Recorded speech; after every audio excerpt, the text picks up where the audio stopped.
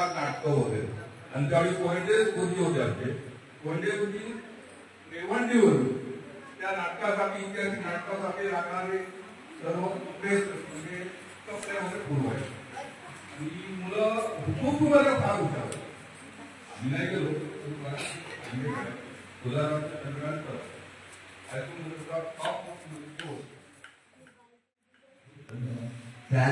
आपले कला गुण जे आहे ते शाळेमध्ये विकसित झाले त्यांचा आपल्याला दिसतंय आणि खेळ सुद्धा शाळेत मोठ्या प्रमाणात घेतले जात होते.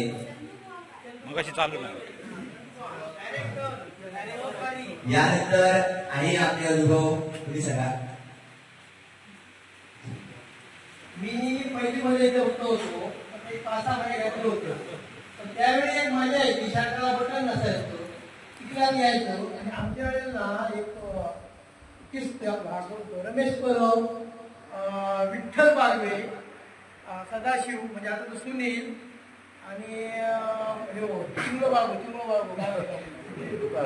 अशी माणसं ना तेव्हा त्याला केस असायचे मांडीवर असे आणि हुतू खेळायचे. ते बघून आमचा क्यू यायचे म्हणजे राग यायचं, हे खेळतात ते आमच्या घरात काय करायचा.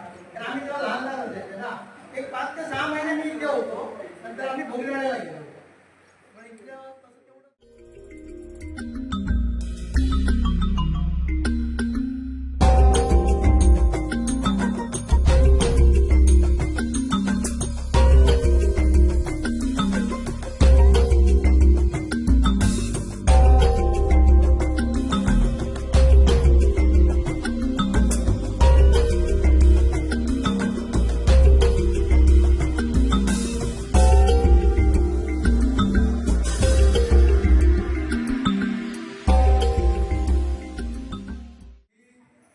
स्वच्छता कशी करायची, झाडू कशी मारायची हे शिक्षण त्यावेळी शाळेमधून शिकवलं जात असायचं.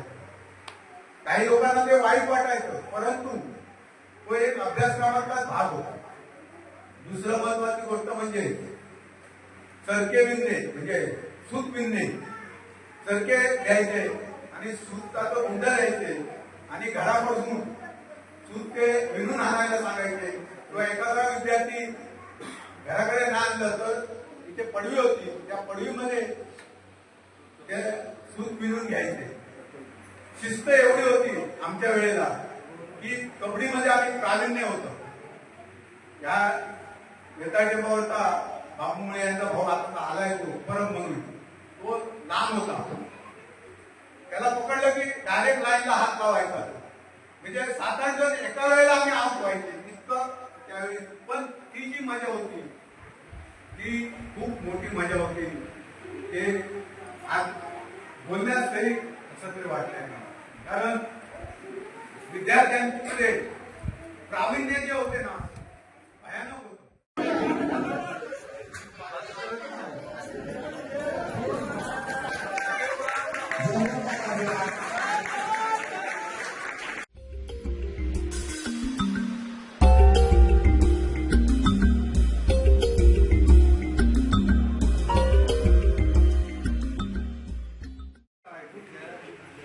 असे ह्याच्यात तिथे खाली पडवी होती.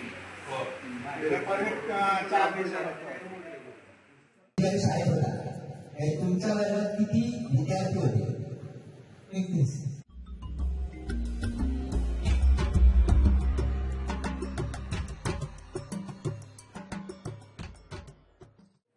या शाळेमध्ये असताना 3री पासून ते 7वी पर्यंत त्यावेळी नंबर काढायचे. त्या प्रत्येक वर्गामध्ये 3री पासून 7वी पर्यंत हा माझ्या या शाळेमध्ये प्रथम क्रमांक असायचा. आणि त्यावेळी 5वी मध्ये असताना मला त्यावेळी 300 रुपयाचं पारितोषिक भेटले सरस्वती पूजन. त्यावेळी आमच्या मुख्य भोगले म्हणून होते. आमच्या वेळी तालीम मास्तर घागरे मास्तर हे शिव बोगले परमपूर्वी होते, चौकी मॅडम होत्या. म्हणजे असं बरेच. पण त्यांनी जो काही योगदान या शाळेला दिलेला होता की नुसतं टाइम टेबल असं नव्हतं. शाळेमध्ये मुलं कशी पुढे जातील याच्याबद्दल की त्यासाठी ते रात्रीचे क्लास घेणं किंवा दिवसात सुद्धा मुलांवर क्लास वगैरे खेळामध्ये सुद्धा या शाळेची मुलं एवढी निपुण होती की माझ्यानंतर सुद्धा टुर्नामेंटला तालुकास्तरीय टुर्नामेंटला 2 नंबर आला होता आपल्या शाळेच्या या प्रायमरी शाळेच्या टोपिवाला पासून कणकवली पासून कितीतरी शाळा आल्या आणि आपल्या शाळेचा 2 नंबर आला टोपिवाल्याचा 1 नंबर सांगायचं